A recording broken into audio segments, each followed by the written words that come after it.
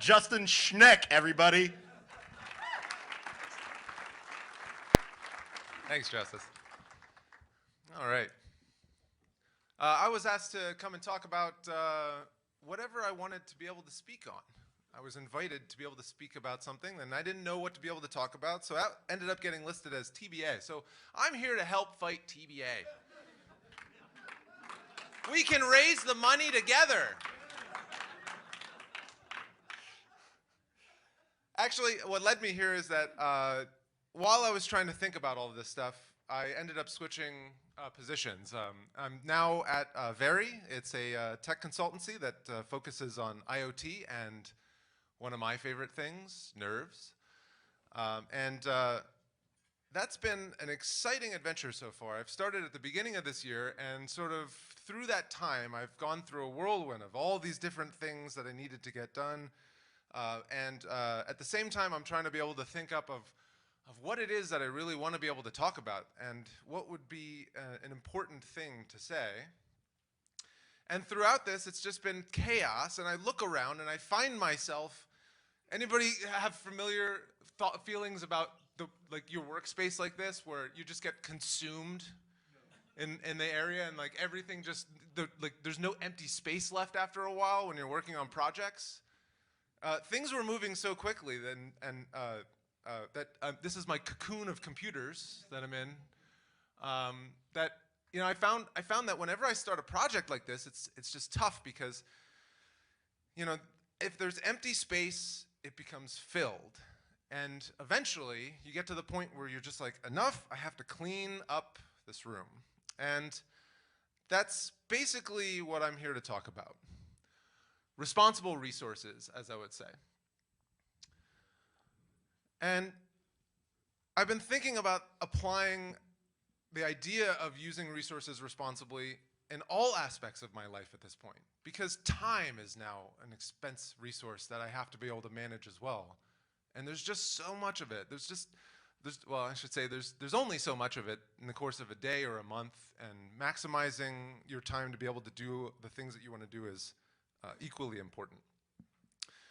And so first I want to talk about programming resources. We're all here to be able to talk about programming, and as a tech conference, we want to know where these kinds of things came from. And I'm going to flash backwards to talk about something foreign to a lot of people, which is actual physical computers. And those computers themselves have the similar limitations to them. We're bound to the size or amount of processing speed that we have inside of them, or the memory that's available to us. There's only so much storage in computers, and there's only so much I/O on these things as well. And even further back from that, where things got started with programming in the earlier days, one thing that I think about when using resources responsibly, and how when we are given these computers, they're like these empty spaces. They're like our office, our work area, in that when there's space available, we fill it. Much to that, here is some information about when the Space Shuttle program was launching. And that computer was developed, I believe, originally by IBM, and Rockwell International ended up bidding on the contract to be able to do the programming for it. And when they sold it, they said, oh, we're going to be able to only have to use 32K of memory for the computer to be able to run our program. So NASA thought, fool me once, I'll buy 64K of memory. That'll be enough. And eventually, what happens? Well, the project got out of control, and the software grew to over 700K. It not only required more memory for the program to run, but in that case, memory was physically large. And that required more space on the ship, and as much, it also added to the weight, and that was very problematic for them. Now, just as that says, here's a list of programming languages, and on the top here, this is a number of transistors that we can pack into a piece of silicon. So we can see here over the course of the years, in the 1950s, we've got the birth of single transistor silicon chip. From the 50s to the 60s, we're dealing with, on the bottom here, languages that were created during this time. And to just drive the idea home, as the number of transistors on chips increases, the level of languages that we develop not only increases in complexity, but also number of available languages as well. The space itself is just sort of a self-fulfilling prophecy that when we're given more space, we will consume it. And then we got to the point where the World Wide Web hit. And all these new devices started showing up and coming online. And so what did we do? Well, we took the hardware that we had available to us, and we put a server down. And during these days, people would, end up managing actual data centers. And you'd buy actual servers. And you'd install those into those data centers, and when you needed more devices to come online, you'd just buy more servers. I remember during this time that people would pride themselves on the amount of computers that they managed in these data centers. You know, people would be like, oh, how many servers you managing? How many servers you running? And that was like the cool thing. You know, you're like, oh yeah, we got so much throughput. I got like thousands of servers. You know, and like, oh, I only have like 100 and something. How do you manage that? And this became the normal. Like, everybody knew that you needed more hardware to be able to support more users. But then something happened. That wasn't good enough anymore. And the cloud came along. And the cloud fixed this by producing this abstraction layer on top of hardware that they made services on top of. Now all of a sudden, when you need to be able to ship something on the cloud, you're no more like bounded by these resources, because you don't have to worry about the number of servers that it takes to be able to fulfill your client's needs. You can just deploy to the service layer, and the service layer will handle this for you. And I think that this ended up getting us to the place where we stopped thinking about memory requirements, CPU, hardware, storage needs, because what the cloud gave us was just infinite empty space. I'm free from all of my problems that I had to deal with. I no longer have to worry about all of these machines that I have to had to manage before. But cloud, that ended up leading to a little bit of, I believe, some mismanagement. What happened was we were then given these higher level languages that we could deploy onto this system that would able to like grow and infinitely expand, and all of a sudden now we're like happy because we no longer have to worry about resources. And the reality is that we spawned an entire generation of developers. We trained them on just the cloud without giving them any contextual background onto why that choice was made to abstract away the hardware. And instead, we've given programmers in their adolescence an unbounded area to be able to develop in. And what do you think happens when you give no rules or no bounds to an adolescent? Well, things would just consume in the space. Unfortunately, what happened was these languages that were just throwing garbage on the floor because the floor was infinitely large, we never have to clean that up. They would just go and say, I'll just throw more money at the problem, thus solving the problem once and for all.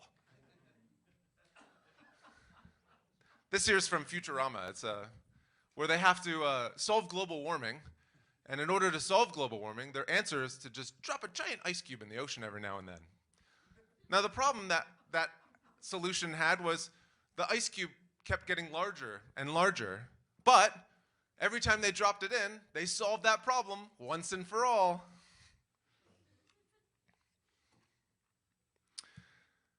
And so in Futurama, what they did was they put their handsomest scientists on the job, and we did too. So we put our handsomest scientists, and what they said was, you know what? Did you try turning it off and back on again? Thus solving the problem once and for all.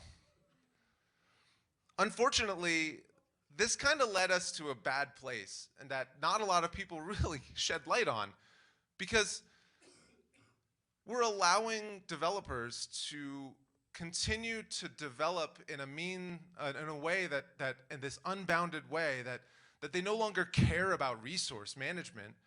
And then when somebody else comes along with a product that's ultimately faster and more reliable, then and that's the pitch to try to sell to people. They say, oh, well, the Phoenix is way better than these other people because of these reasons. And there's statistics to back up these reasons. There's math to back up these reasons.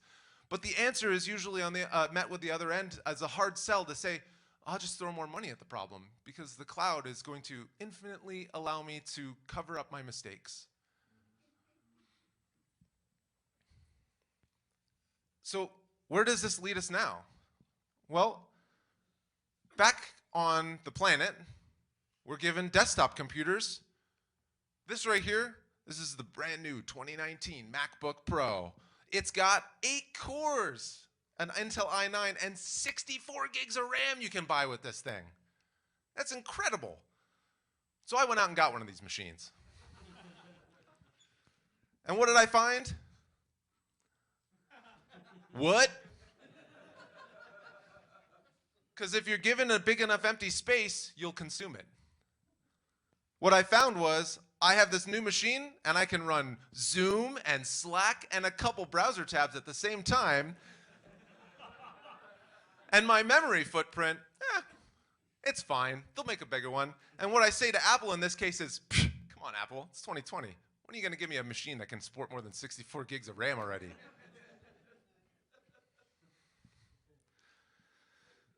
But here we are. And I think what happened here, you know, we all make these same jokes, right? And we laugh about it. We're like, ha ha ha, isn't that funny? Well, guess what happened? The cloud came to your machine, and they don't care about resources because they don't have to. These things are built on apps that are built in web languages, and usually like Electron or something like that. And in those applications, they're just poor at managing resources, or they have to spin up entire stacks just to be able to run your application on the side. It doesn't have to be like this. But I think the way that we got here is because we tried to apply what we learned in the cloud to the desktop, and it's just not working. Here's what happened. Somewhere in the past, the cloud decided that it was going to diverge from the main line, and you'd have, in this case, my Back to the Future reference says, everybody else is going down normal 1985 route, and the cloud's just like, whatever, I'm going to be alternative 1985. And it's clear to me that the reality that we're living in is the alternative 1985. I mean, come on, Biff Tannen is our president, so.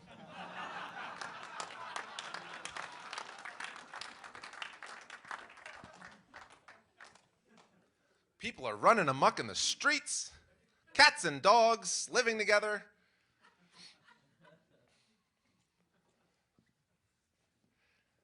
And once the cloud came to the desktop, I got scared because this new thing came out that we're calling the Internet of Things. And a lot of people apply a lot of terms to technology these days because they want it to sound like niche, or they want it to be this like corner of the internet that's special to them, that they can carve out.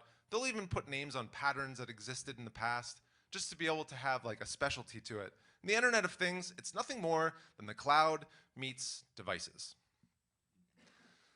So that alternative 1985 route is reconverging in this case. We're coming back together. And I'm scared that what happened to the desktop is going to happen to IoT devices or small computers. Because here's what the first example of competition out there is trying to promote. They're trying to shoehorn web technology into creating devices because what the web has taught them is that they can move at a faster pace and they can produce things quickly. And a lot of stuff comes out like to say MVP, most minimum viable product, right? That they want to get out there and just iterate on it, and that'll be fine. And so they're trying to take big, large, abstracted web technologies like Docker and put that onto tiny little compute, like Raspberry Pis and smaller, because that's going to allow the developers to operate smoothly. But the reality is, this doesn't work. In this case, your application sitting on Docker, sitting on the kernel, if you put multiple applications on Docker, they all share the same kernel. But with when you're creating embedded systems, the devices themselves have a very intimate relationship with the kernel. And in this case, if you give Docker enough space, it will consume the world. Another popular approach that people are taking is to just say, I'll just ship with an entire full desktop OS. People are putting Ubuntu on tiny computers, on embedded devices, and shipping that. And the problem with that is that it's wrong as well, because in that case, we have all of these little programs and add-ons that are in here that you need to be able to, that are part of the OS that you don't even care about. Like, imagine you have a device that has a touchscreen on it, and that's it, and it's got cups, let's say, the common Unix printing system, and you're like, you're not even going to do any printing, right? But in this case, shipping with a full-blown multi-purpose desktop operating system leads to a situation where you're forced, in order to secure it, to have to choose the things that you don't want. And that's fine when you know the things that you don't want, but this doesn't protect you from the things that you don't know that you don't know. How do you know you're supposed to turn off different modules that are present when you don't even know that they're on to begin with? And the problem there is that when you ship these systems, those modules you didn't even know existed could have security vulnerabilities that need to get patched and updated. But because you're not using them and don't care about them, you don't know to patch them and update them. And so you're putting out there a large vector of attack footprint. And what you're left with is just something that you can't possibly secure in the end of the day. The real problem with this is that the security implications that apply to breakneck speeds of development of, let's just get it out there and we'll fix it later. By the way, later never comes. And they're being applied to this new frontier. The security implications here are much greater than the days of phone phreakers. Because these devices are being put into critical areas. And furthermore, the internet is a public domain that is just accessible from all of these different avenues. And so the expansive knowledge that's required to understand the issues is so far out of reach from the developers themselves that it's even further out of reach for the consumers to understand it. And therefore, they're feeding on hardware that they themselves do not even understand. So shame on us for delivering products that have security flaws and vulnerabilities that we're selling as a service to facilitate needs to consumers who are purchasing more than they bargained for.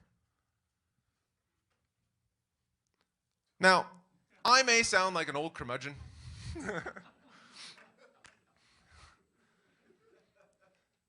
But the reality is that there is a place for the cloud and compute. We do need means of unbounded processing and communication. I'm just getting at the point that there's a time and a place, and that place is in the cloud, and that not every technology that works there will work across other domains as well. Here's another one. We talked about having to ship full-on OS systems. What about when you need to keep those devices up to date? Here's some numbers that we crunched. Hologram is a network. Most of the time, these devices, if they need connectivity and they're remote, they'll be connected via cellular networks. Hologram is a global cellular network provider. And what they give us is 40 cents a megabyte for downloads. Now, I tested Hologram the other day, and I did a firmware update on it. It cost me 20 bucks to update one Linux kernel. Now, consumer wireless plans, I think I pay about 50 bucks a month. I get unlimited data. That's like capped at like 8 gigs or so. That's like 8,192 megabytes or so. Now, if I were to pay for that on Hologram's network, it would cost me $3,276.80. And the average Ubuntu updates running around 300 megabytes is going to cost $120 for one device. And so We're in a situation here where the pricing is completely absurd. I mean, in this case, either telecom is unprepared to connect the number of devices that IoT brings, or they're completely extorting the business owners and misleading consumers into a false sense of security. Where are our priorities, I ask? Because if it costs me 20 bucks to update a tiny Linux kernel, or 120 bucks to keep up to date one Ubuntu machine, yet I can go and stream House Shark from Prime all day long and not pay any extra money, we're obviously in a bad place. I mean, look, it's Jaws in a house.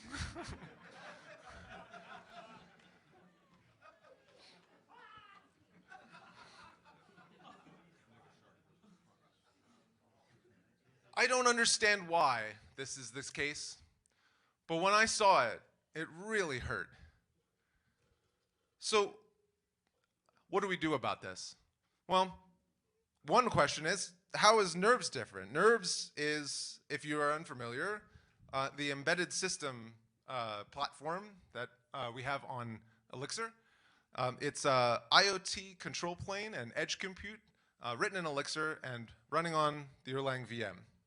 So how do we propose to do the things differently? Well, first off, the Nerves runtime itself is built as an opt-in approach. You are forced to choose the things that you want to ship in your system.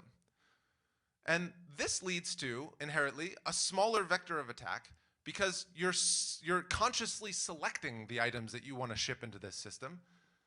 And that seems like it could be painful because if something's not turned on, it's not going to work, and therefore it's going to be a little difficult to program against. But in the end, you're left with something that's actually reasonable. You are able to take the output of a Nerves compilation and actually reason about it and its contents, because it's all right there in a small package. Traditionally, our Nerves systems run at about 20 to 30 megabytes or so. That's a full OS, Linux kernel, Erlang VM, everything you need to run it. That's pretty reasonable. And furthermore, we have safety guarantees built in. This is kind of the perspective that you see on what would exist on the SD card or on the memory, the storage device for booting a Nerve system. We do built-in blue-green deploys, or AB partitions. So you always have a known good working version of your software that you can fail back to. And we'll stream data into the other side, and then it'll be a full update. So when you update a Nerves device, you stream the whole new Linux kernel and the whole new system and the whole new Erlang VM in. And that gives you good, strong guarantees that the code that you ship is the code that's going to run in production. The same way it ran on your computer is going to be the same way that it runs out in the field. Now, there's one more way to be able to make this better, and that's with delta compression. Delta compression, from a naive standpoint, is to say, let's imagine this bar on the top is our program. And we write our program, and it's got these different settings and different approaches. It's blue, green, orange. This is just to represent the different areas of your program, right? And then we make an update, and we go, okay, I'm going to plop this new code in here. Now, delta compression means we're going to look at the change, and we're going to try to create a patch that minimally represents the changes that need to be applied and not the whole thing itself, right? So when we ship just the patch, it'll be much smaller than shipping the entire system. So we get all of the benefits of shipping an entire system, but none of the downfalls of having to pay the extortion data rates that telecom is imposing on us.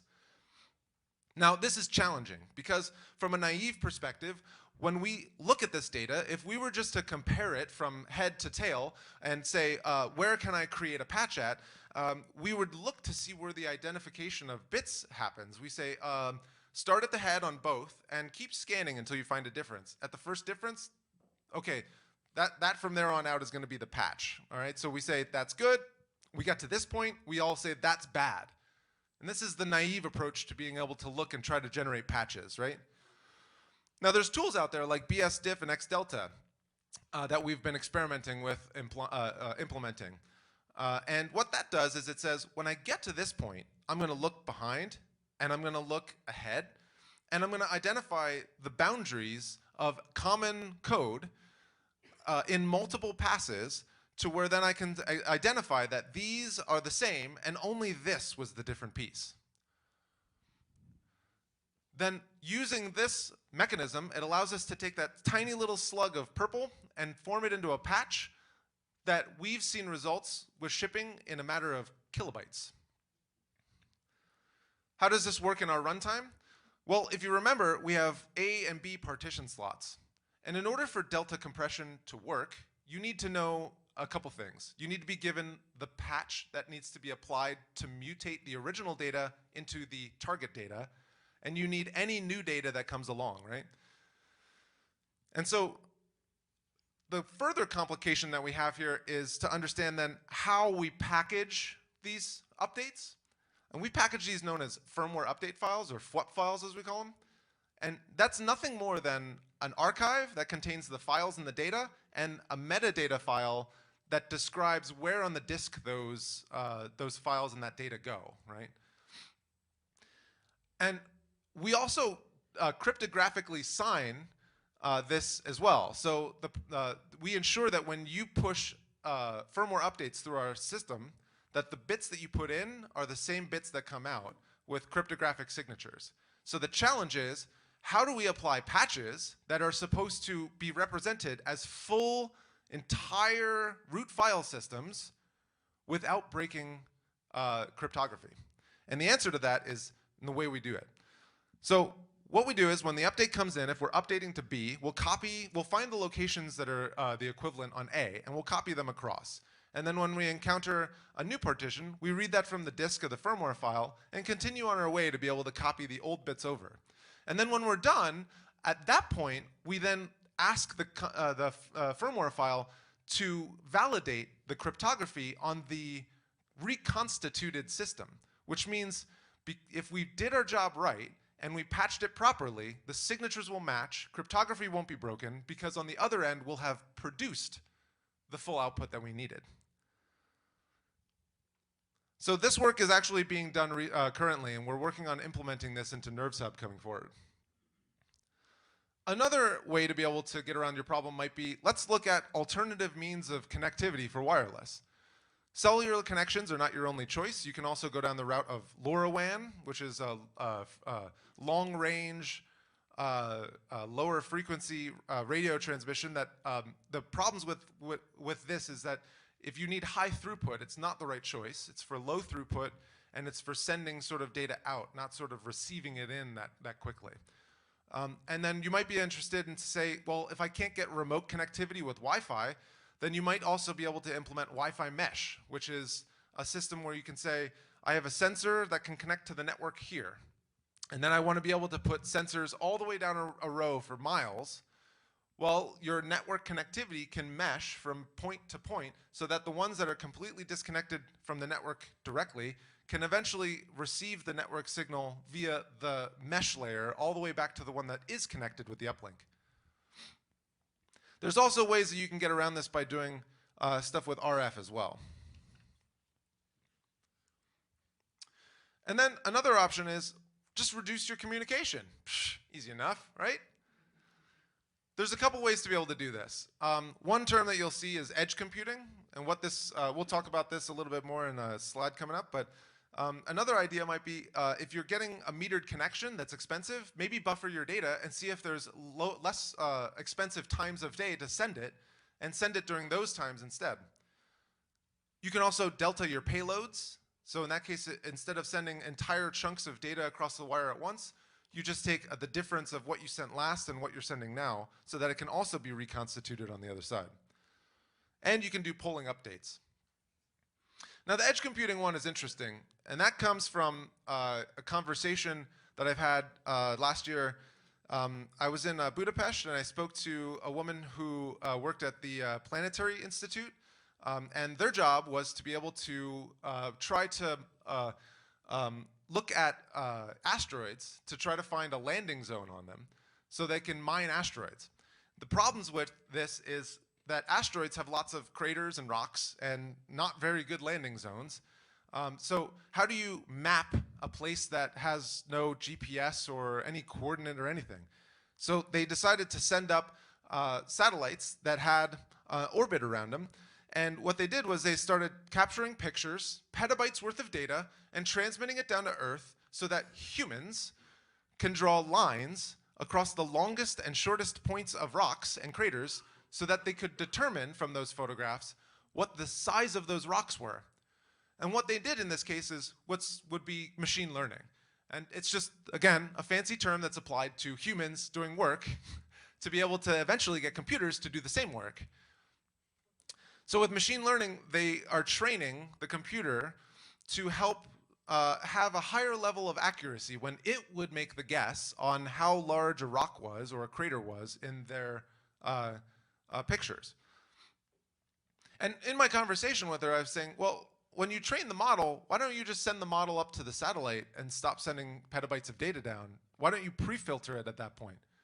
And this is really one of the big benefits with edge computing. You'll be able to train your models in the cloud, where you need high levels of computation to be able to build a trained model that you can then make assertions against with higher levels of probability. And that's sort of this cycle that continues.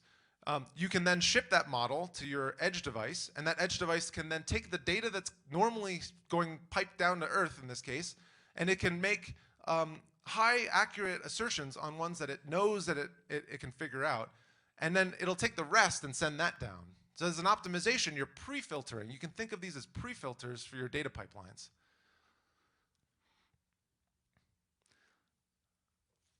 Now, getting started with nerves has a little bit of a lower barrier to entry for people, and especially with edge computing. A lot of edge computing is done in Python, and or machine learning, AI stuff is done in Python.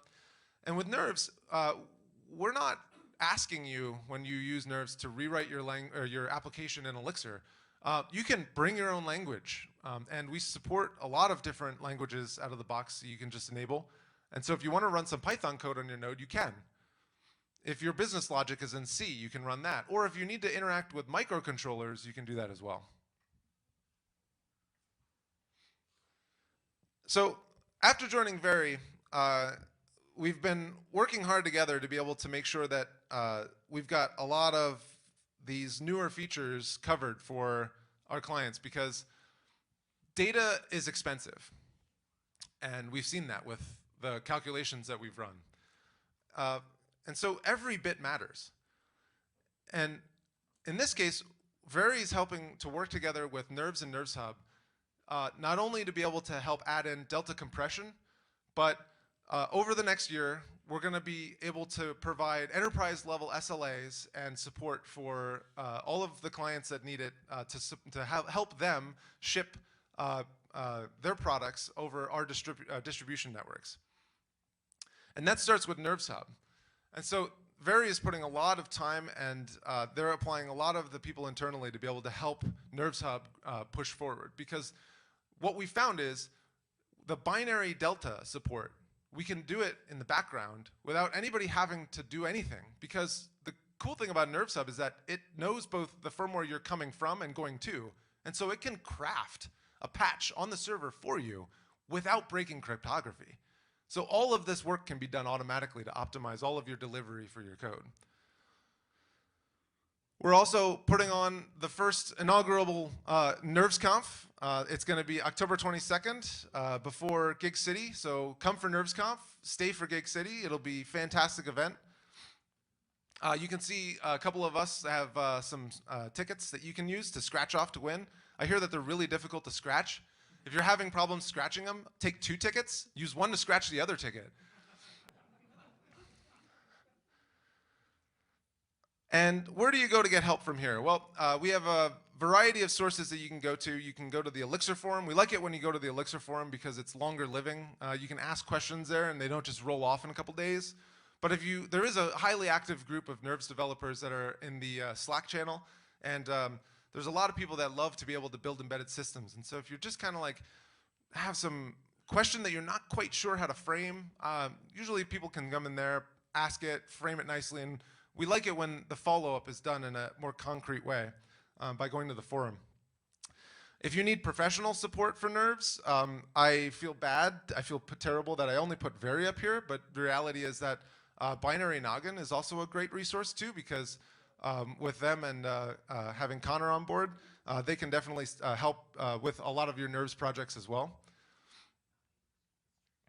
And so here we are. I'm back to my dirty office. This is what it looked like just before I left for this conference. And I know now that at this point, it's time for this to change, because operating in this workspace here, not being able to see my desk, it becomes a clutter that not only exists and manifests itself in your own mind, but it appears in your programming as well. When you can't think clearly and you can't get rid of the cruft and the clutter, everything sort of starts to like close in. And it feels like it might be harder and harder and harder to fix these problems as we go by. So I beg you, please, remember, these things have resources and they're limited. And so it's time for us to use them responsibly. So we're all gonna leave here and clean our rooms. Thanks.